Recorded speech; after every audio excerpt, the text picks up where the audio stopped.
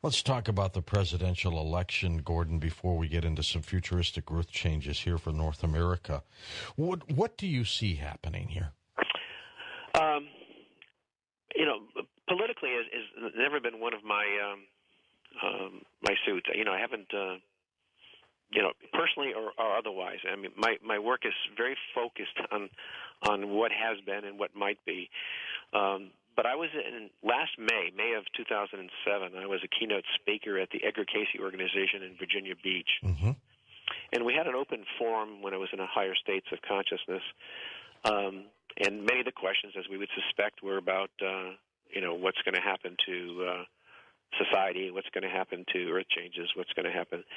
And then someone near the end, I believe it was, asked the question. They said, who will be the next president? And so when I listened to this tape afterwards, I was really surprised that question would come up, because over the years that question has not come up.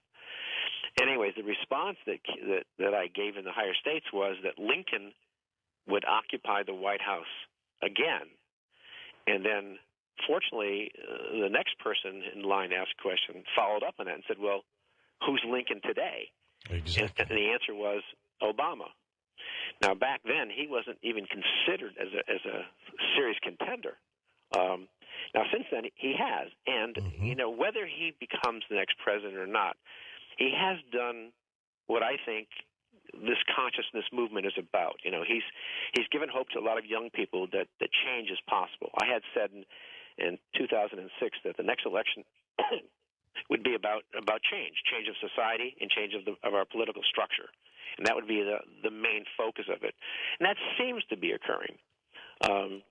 Now, whether he becomes president or not, that remains to be seen. I mean, there's a real serious battle going on now.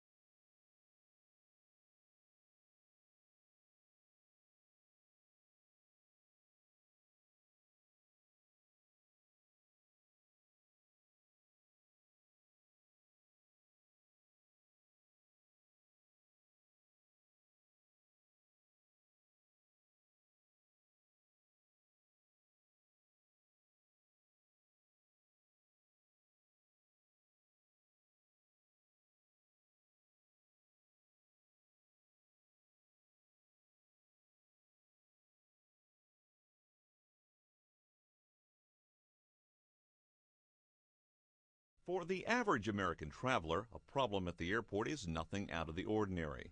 But for presidential candidates with their own chartered planes, well, that's almost unheard of. Monday, though, Barack Obama was thrust back into normal citizen mode as his flight was forced to make an unplanned pit stop here in St. Louis. The plane was en route from Chicago to a campaign event in Charlotte. Have you ever had this before, sort of unscheduled landing on your charter? Not yet. So this is a first.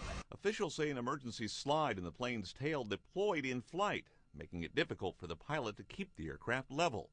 The National Transportation Safety Board is investigating why the device deployed. Investigators say the pilot did not declare an emergency, but rather requested a diversion for mechanical issues. As for Obama, he seemed unfazed by the hassle. Were you worried? Well, anytime a pilot says that something's not working the way it's supposed to, then you make sure you tighten your seatbelt. Obama and his staff sat on the plane for over an hour while the plane was being checked out, a delay that forced the candidate to miss his scheduled appearance in North Carolina and proved that even a high-profile traveler can't escape the occasional hiccup. For Larisi, Associated Press.